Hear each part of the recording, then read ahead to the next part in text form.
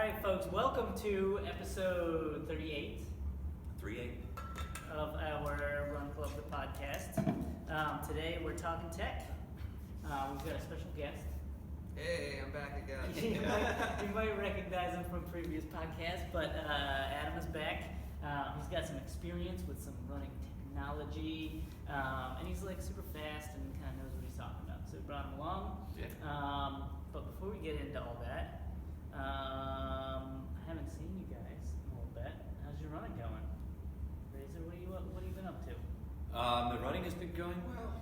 I've been doing it. I actually, I have to say that I paced my wife to her PR in a half marathon on Sunday. It happened, all right, great. So she was very excited about that. I was very excited about that, and it was a great occasion. You know, she hasn't run a half marathon in 3 years, and 5 years ago was when she hit her PR, and she did it again on Sunday.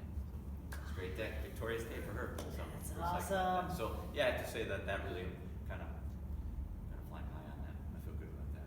That's great. Were you like She did a great job. perfect pacer? Were you like on point? I like to think so. Yeah. I like to think so. You know, she thought I did. She told me I did a good job.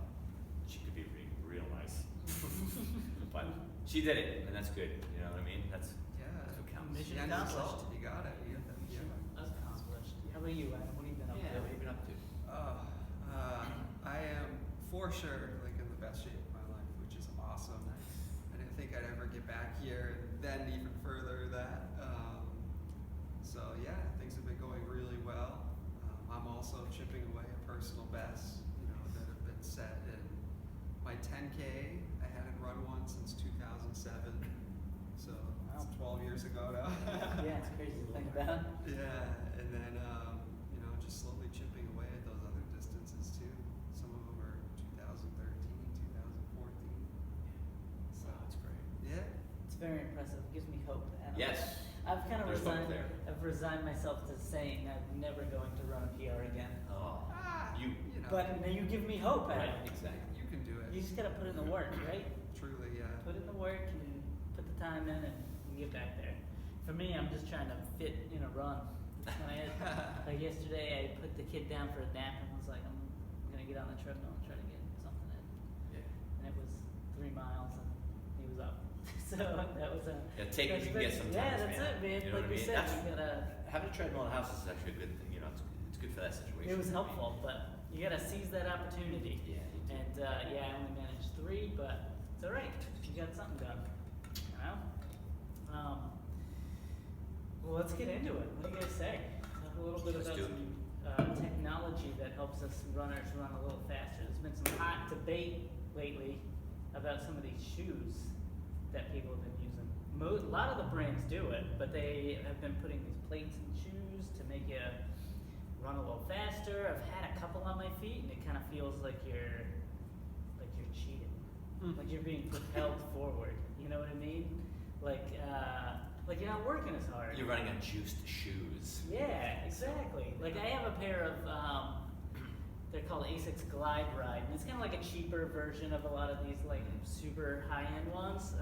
And it's got like this, doesn't have a like carbon fiber or plastic plate in it, but it's an EVA molded plate type thing that kind of rocks you forward and legit feel like I'm just like whipping along, you know? Yeah, I had an opportunity to wear a pair of those, do a little running on those. You feel like you're being propelled forward for sure. They get you up there on your toes, and so Yeah, and I know Adam, you brought some shoes too. Correct. Been rocking the old Nike Vaporfly. Yeah. So kick things off with the 4%, which was my training shoe all summer long. Definitely that same kind of feeling. I guess the idea behind it is you're 4% more efficient while running. Interesting. that's what the 4%. Yeah. Okay. All right. Now, how do they go about doing that? How do they make you 4% more efficient? So there's supposedly a carbon fiber plate on the inside. And so this helps, to propel you. It kind of gives you that feeling that, you can keep going. And I kind of noticed it almost like immediately in a track workout. It was like the first time I'd ever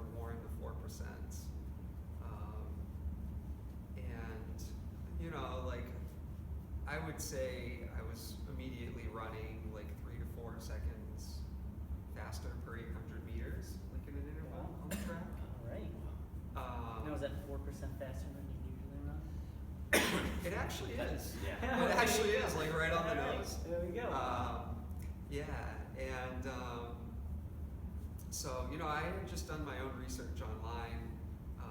I would hear other people in the running community kind of say like, "Hey, these shoes are fast," and it got to a point where like every road race I ran, on the starting line, like everybody was wearing the 4%. So true. I Gotcha. see it Yeah. all the time. Like I've half marathon seen down it, to I've 5K. heard it, yeah, yep. And any marathon you see a ton of people wearing that shoe.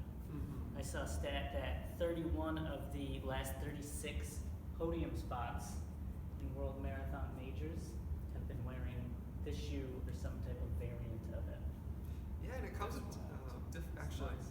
There's not a lot of variety, but there's a couple different colors you can buy this in. Right now, this is the orange and blue. Sure, absolutely. They don't last very long. Supposedly, these. I've heard that about them, that they don't last very long, but what do you think? Maybe a couple hundred miles, if that? I don't even think that. I think Even only less. 100. Okay. And as you can see, if you want to look at the bottoms, I've only done one workout in this exact pair of shoes that Yeah. we're looking at, and you can see that the bottoms are starting to fray. Like the come heels off. all like scraped up back there. Yeah, and There's that's not just a- from one workout. Yeah, there's not a ton of like that carbon rubber on the bottom. So like the black stuff on the bottom of your traditional shoe is like a carbon rubber, and that's made of essentially the same thing as like a car tire. So those like black spots will be a lot more durable. But if you're landing on the outside of your heel on this shoe, you're hitting that softer, I think they call that Zoom X foam or Zoom whatever foam, and that's gonna wear out pretty quick. And you can see a lot of like compression You can in definitely the see midsole that. too. If you look at the midsole, you can see that it's compressed in some areas here in the foot. I think that's one of the things that is interesting about this particular shoe versus like your kind of what used to be your traditional racing flat. Your traditional racing flat is low to the ground, like super thin midsole, still has that rigidity to it, but it's not going to be quite as cushioned as the Vaporfly or like as you'll see the Next Percent or like even this Hoka Carbon X shoe. The combination of being lightweight but still like cushioned Mm-hmm. is something that's a little bit newer with the like racing shoe. What I think is interesting is for some folks it's like the race day effect of getting to like mile 23 and your legs don't feel quite as beat up as they used to, or like the training effect of running in that shoe every day for your runs and just feeling better because you're cushioned a bit more than your other faster shoes used to be. And then also, I was reading that carbon plate in there isn't just for propelling you forward, it actually stabilizes your ankle. Oh. So when you strike the ground, you're not working quite as hard to stabilize yourself. Mm-hmm. So it assists you in that manner too, which is kind of neat. And so now you use this for the majority of your training as well as racing, or? No, I would say just because of the low amount of miles you get out of them, Okay. I would only use them on a workout day or a race. Gotcha. And they're also on the pricier side, especially compared to most things in our sport. Yeah. Oh yeah, Compared to the what do those go for? You have to buy them directly from Nike.com, Mm. and they're $250 a pair. Wowzers. Yeah, That's so expensive. way Yeah. more pricey than the average pair of running shoes. You definitely want to make sure, like, I wouldn't use these on an everyday run unless there was an emergency, maybe like I did like a hardcore workout the day before, my legs are chewed up. Yeah. Maybe I would use them the day after, but that's few and far between. Yeah. Huh. That's interesting. So you just feel like it's an easier run, Yeah, so I would say my favorite part of these shoes is it takes away so much pounding from your legs, like in a workout or after a race. I swear, like there was a time where you go to the track and you're wearing flats. I would have a hard time walking up and down the stairs the next day. Oh yeah, with the calves getting all all Yeah. tightened up, and Get yeah. banged up. Get like the spikes on, and you're in so much pain after. Yeah, and I mean, like, just going to work the next day, walking around the office, just everyday living, you know, like, it felt like it took so much more out of you. Now that I have these shoes, you know, it's like, I'm fine. It's like the next day you might have a little bit of the post-workout fatigue, but your legs are not chewed up at all. That's so interesting. Mm-hmm. It's probably why like a lot of the marathon runners wear it, right? Because after mile 20 or whatever, you're pretty beat up. So maybe it gets you to the point where like mile 24 is like how you feel at mile 18, you know? I think that probably contributes a lot to it. Because like a lot of people will focus on like the fastness of it, but I think a lot of the like cushioning aspects and then that plate in there helping you be a little bit more efficient is probably one of the major reasons why so many fast people will wear it for those longer runs. And even not Right. fast people, you know? Like people who just are trying to run a faster marathon or a faster half marathon will try it out just to help, you know, get them a little bit of a push. Yeah. Because I noticed too with a lot of racing flats that I've been at least ones I've worn, they have limits. They'll feel great short distance, but then when you get deeper into a race, it's like you start to feel like, oh, I'm feeling my calves a little bit, I'm feeling pounding, and so Right. if this helps in the long run, there's something to that. And you'll see like most of the brands will have a shoe kind of like that. It seems that they're starting to seeing more and more come out. I think it's usually how it goes is like Nike or Adidas or someone will come out with kind of like a pioneering technology and then kind of all the other brands will follow suit. I remember a couple years ago Adidas came out with a Boost midsole material, which is essentially a TPU plastic that is kind of like they blow air into it and then they heat mold it together to make it looks like a styrofoam, but it's actually a TPU, so it's really durable and it has a lot of energy return. And so you'll see it, you saw it in the Adidas shoes, and then, you know, Saucony comes out with Everrun, which is essentially the same exact thing, and Puma has a version of it, everybody kind of has something like it. And even I think the ZoomX foam in there has some like, they call it P-backs, but it's molded, well, it's kind of blended into the foam to give it that kind of springy feel, so give you some energy return. And it's interesting because P-backs can be used in a bunch of different forms. Like it can come in like a hard like plastic plate, or it can be a soft springy material underneath your foot, which is kind of interesting.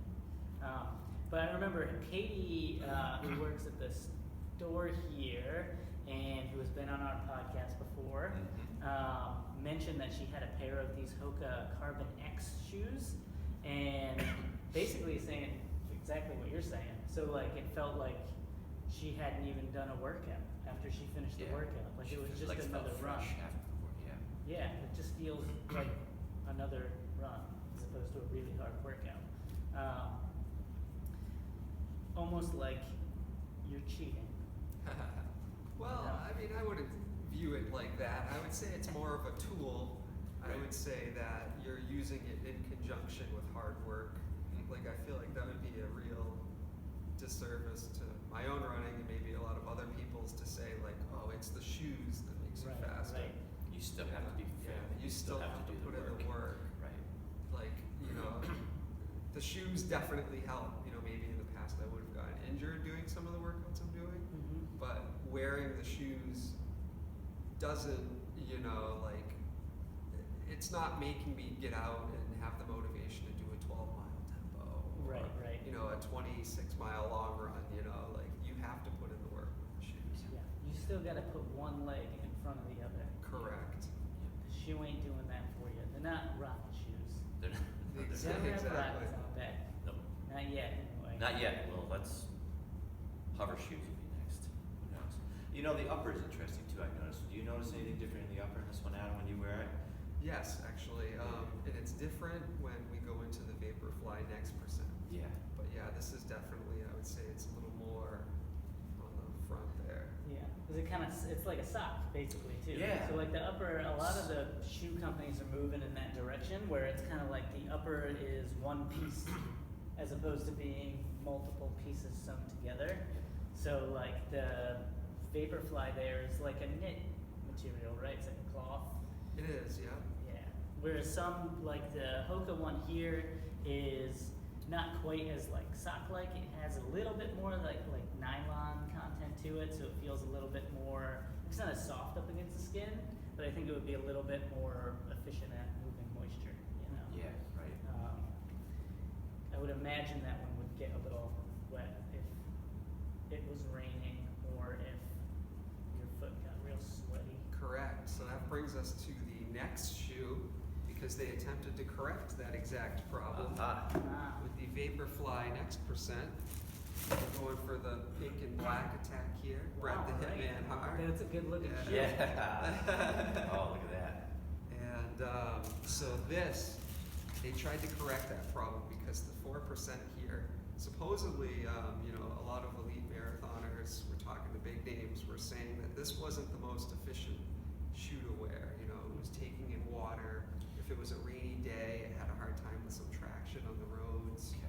Interesting. So this is the latest and greatest running shoe right here, the Yeah. Vaporfly Next Percent. Only comes in two colors, green or pink. Uh-huh. I have to say, it's kind of a goofy looking shoe. Yeah, you got that little wave on the Yeah. back here. You know? Yeah.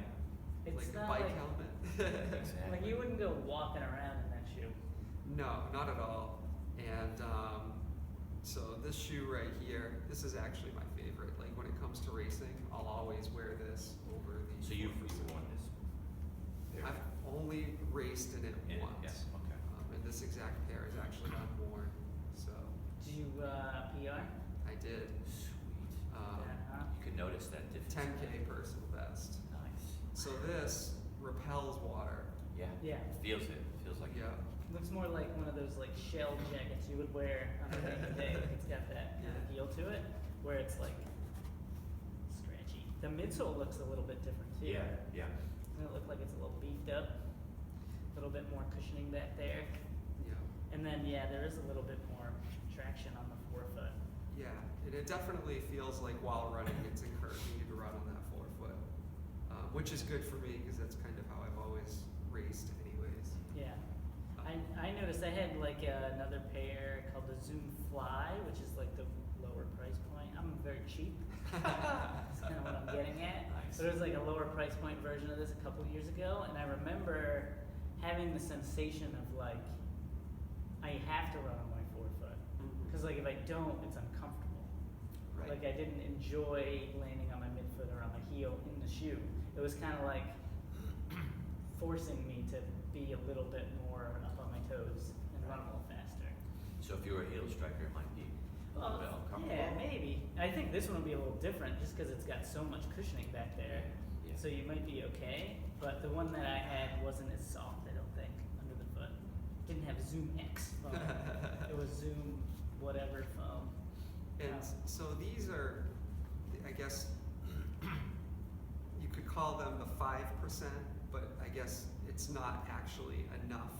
It's not quite 5%, so it's more like 4.5% more Yeah. efficient. I saw somewhere that they didn't feel comfortable putting a number on it. Yeah, exactly. Just because they had gotten some people had improved by another percent or 2%, but some other people hadn't noticed any gains, so they weren't like pumped about putting a number on it.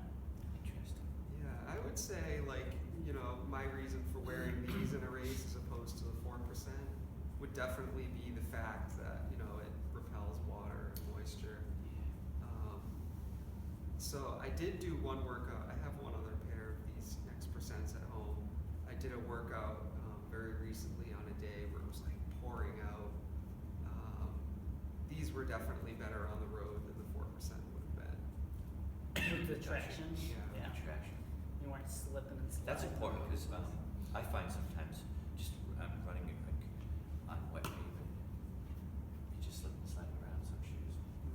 It's true. You hit some paint on a crosswalk and forget about it. You're on Take a your digger. you're Yeah. on your rear end. Yeah. Yeah. You know. So you found that was it repelled water, but it also allowed your foot to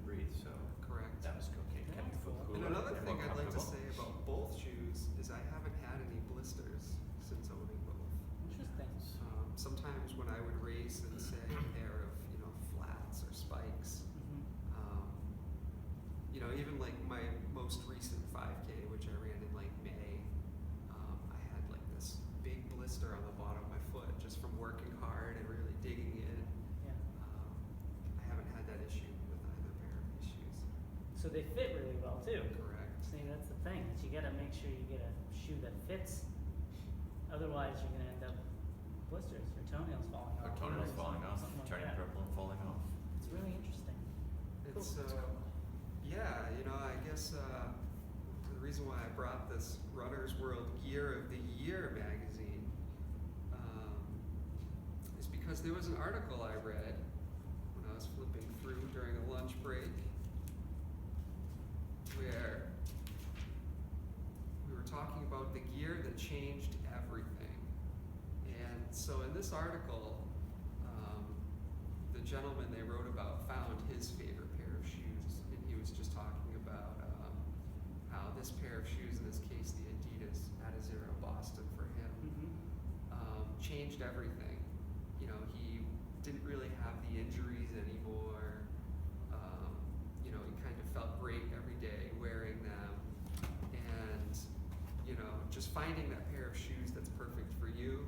That the Vaporfly Next Percent is that pair of shoes for me, for Yeah. sure. That's something Ray and I are pretty familiar with. Finding people like the shoe that fits your foot the Mhm. best and provides you like the right amount of support and the right amount of cushioning is kind of all that matters when you're trying to run, especially if you're doing like the longer distance stuff. Finding your shoe, that's the goal. It's sometimes a balancing act. You have to find something that works for you. It has to fit your foot shape. It has to meet all of your needs, and it has to feel natural when you put it on. There can't be anything about it that feels uncomfortable or weird. So, yeah. So true. And over time, you find that your needs may evolve, like mine, and I had to switch up shoes at one point because I found I needed something with a little more cushion in it. So, yeah. You weren't gonna wear the Mizuno Alchemy your whole. I wasn't gonna. No, the Mizuno Alchemy was just not something that was gonna work for me over time. It did at the time that I fit you up. It for did. it, It though. did at the time. Absolutely. Right? You loved that shoe when I put you in it. I really liked it. I But did. then I over did. time, Well, things change, things changed. My Right. body changed a bit. Right. Yeah. Speaking of change, why don't we take a break Okay. and then we'll kind of change gears and talk maybe a little bit about like why this shoe exists and the whole like process behind it, and maybe talk a little bit about that 2-hour marathon deal. Ooh. Sub 2-hour marathon. Sub 2-hour marathon. That's crazy. All right, we'll be right back. We are back, and we're talking technology today. Technology that helps runners out. First half of our podcast here, we focused a lot on running shoes, specifically shoes that are designed to kind of propel you forward, make you feel a little faster, help cushion the blow a little bit, make you feel a little fresher when you finish a workout or a run.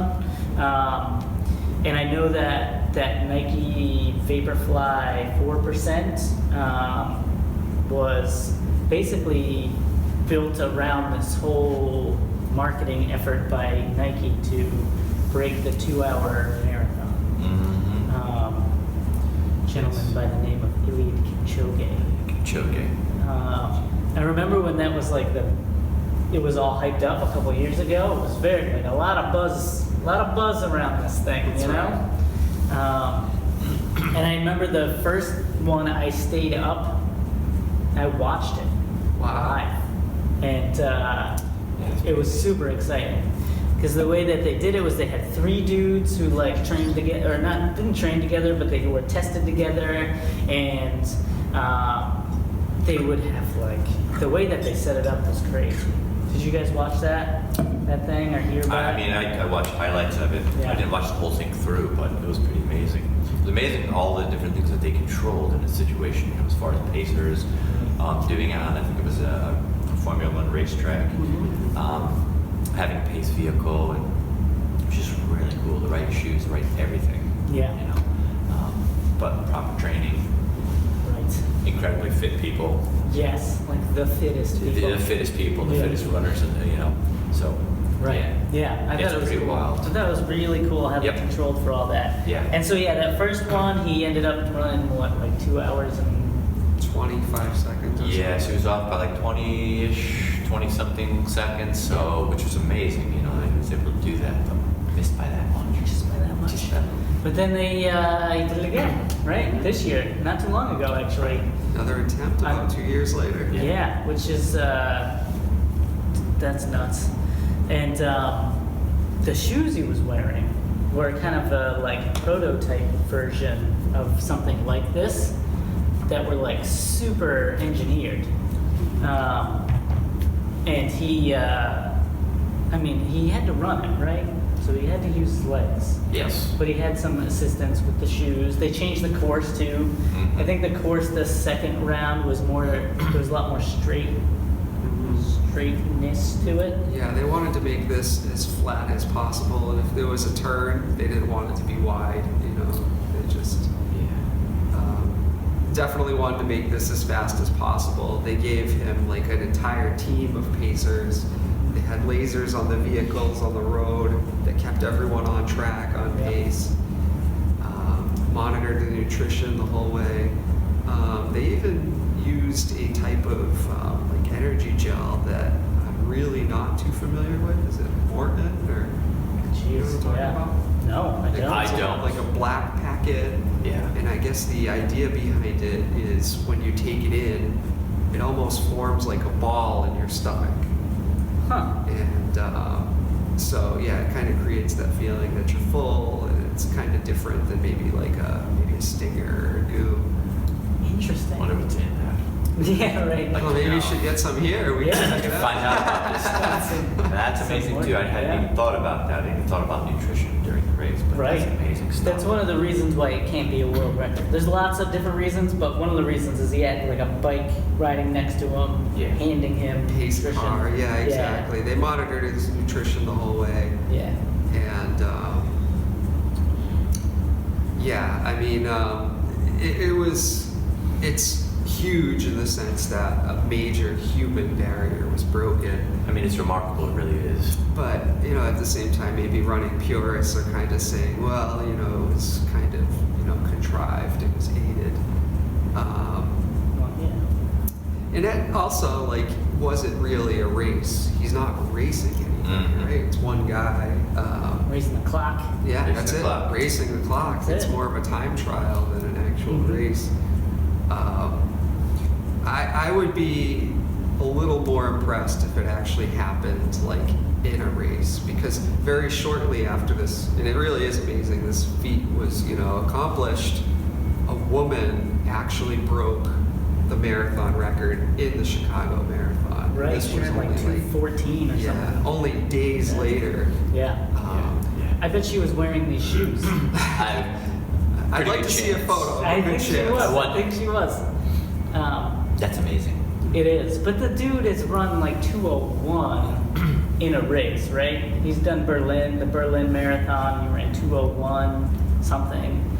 So it's like so close to actually happening in a race. Right. And I think it will happen because Yeah, I do too. progression in the last 100 years of the sport, now we're at this point. Yeah. I think all I'm saying is I'd be a little more impressed if that feat Right. came in a race. Yeah. Right. I think it's just a matter of time. But now that mentally we know the human body can go that fast, Right. He'll always be the innovator in that regard. Yeah. I think that was one of his little mantras is that no human is limited.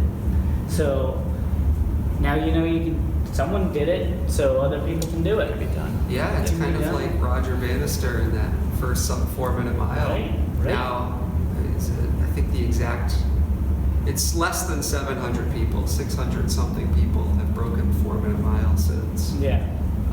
But had he not done that, remember, I believe the idea was that you would die if you ran Your that heart fast. would explode. Your heart would Yeah. explode Yeah. And so, instantaneously. by him breaking through that barrier, that kind of opened the door for a lot of other great athletes to do it as well. Right. Right. Did Roger Bannister have pacers? I don't know the answer to that. Me neither. I don't either, actually. All I know is Was it a race or was it a time trial? I think it was an actual race. I'm going off of memory here, Yeah. but I remember the day he did it. based on what I read, there was a little bit of a wind, and he almost didn't want to attempt it on that day because he thought the wind would prevent him from doing it. Ah, interesting. Yeah. But he did it. Yep. He did it. He stretched the body and the imagination. It's crazy. It's amazing stuff. Hmm. I would like to get a pair of these. Great myself. idea. If I had $250 to drop, I might grab a set myself. What other types of technologies do you see in running that helps us runners become better versions of ourselves? I mean, I think of things like apparel, accessories, socks, but apparel like materials that you can wear, like shorts, tops. Yeah. You know, Running watches. yeah, running watches. Yeah. GPS watches That's are cool. high tech stuff, you know. Yeah. But when I think of apparel, I think back to when I was younger and the things I used to run. I mean, it was wicking material, but it's nothing like it is today. I mean, you know, we Right. wear a pair of running shorts, and you know, we might wear that, and we wear a cotton shirt, which doesn't really do much for you at all. So it'll stick to you and just be uncomfortable and weight you down. But nowadays, you have fabrics that just are amazing. You know what I mean? Just Yeah. keep you drier. It's super lightweight. They don't chafe. So yeah, So it gets you through the run a little bit. get a you little bit through the easier. run. I know I had a North quicker. Face shirt that was called the Better Than Naked shirt. All right. Yeah, And it did. It felt great. It felt like you weren't wearing a shirt. right. And that's all you want. It's just everything to just disappear, you know? Hey, I would say the GPS watch is the thing that, Yeah. in addition to these shoes, is probably the most crazy for me.